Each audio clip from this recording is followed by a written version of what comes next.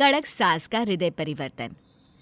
सुनिए, मैं किचन में जा रही हूँ। आप ठीक 8 बजे डाइनिंग टेबल पर आ जाना। लेट हुए तो माँ जी आज फिर से ब्रेकफास्ट नहीं करने देंगी। हाँ, कल भी भूखा रह गया था। अरे मीनाल, मेरी शर्ट कहाँ है? अरे ये तो रखी है। अरे ये बिना प्रेस की शर्ट पहन के माँ के सामने गया तो पूरे घर के कपड़े प्रेस करने की सजा दे देंगे मुझे। थोड़ी देर में सब डाइनिंग टेबल पर आ जाते हैं। देखा मंगला, आज सारे बच्चे एकदम टाइम पर आ गए। टाइम पर आना सबकी जिम्मेदारी है, इसमें तारीफ करने वाली कौन सी बात है। तभी पिंकी की प्लेट से चम्मच टकराकर आवाज होती है।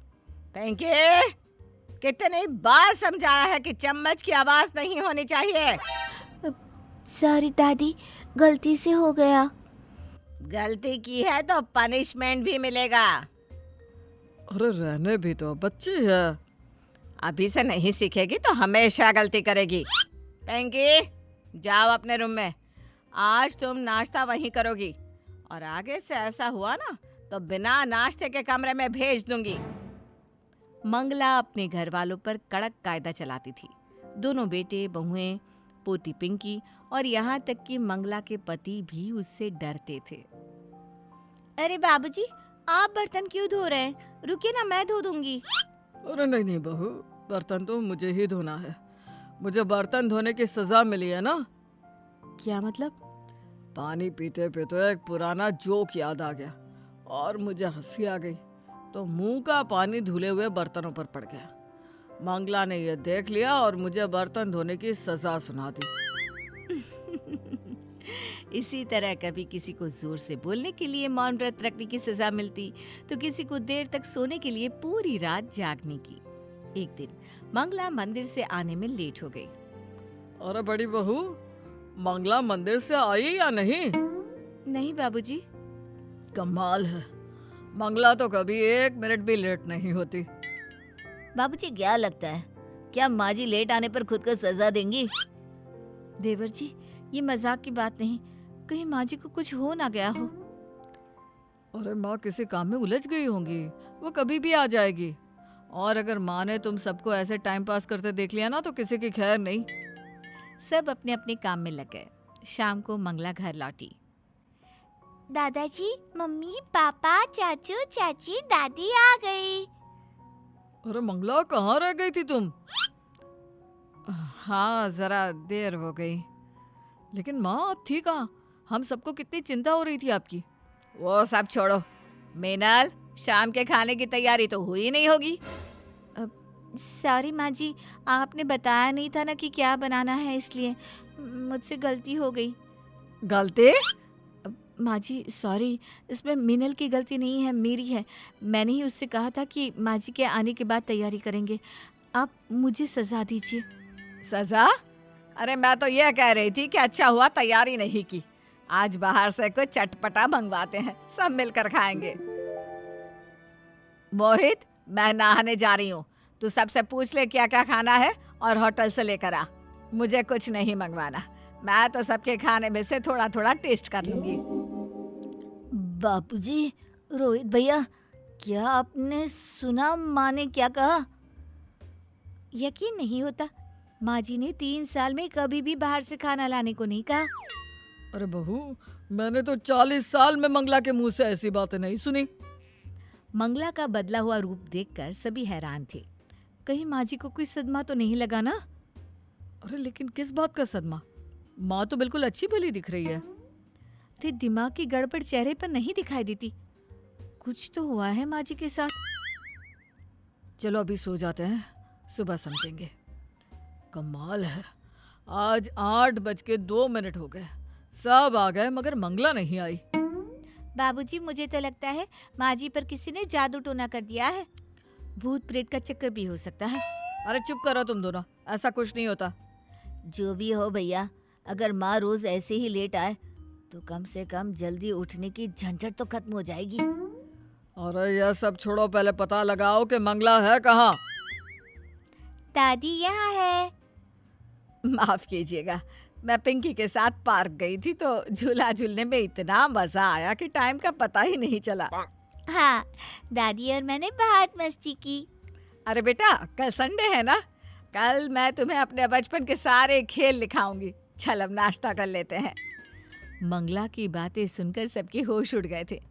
इसी में रोहित के हाथ से पानी का ग्लास गिर गया। सॉरी माँ, गलती से गिर गया।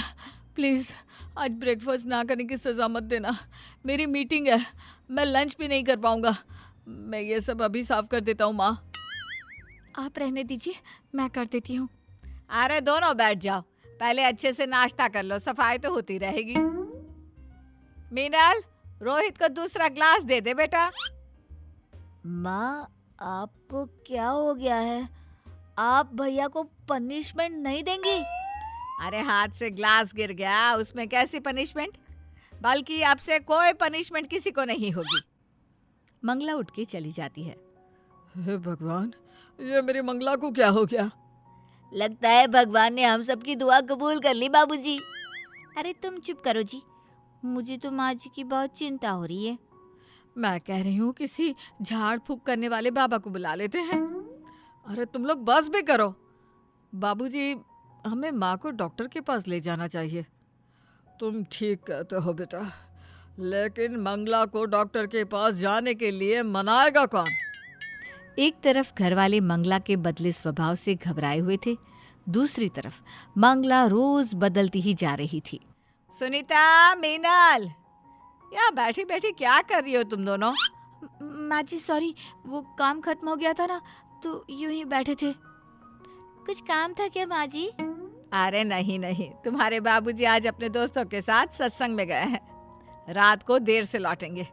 तो मैं सोच रही थी कि रोहित और मोहित को भी बोल देते हैं कि आज अपने दोस्तों के साथ पार्टी करने चले जाए और हम तीनों पिंकी को लेकर फिल्म देखने चलते हैं। फिर जो पार्टी पर चाट खा के वापस आ जाएंगे।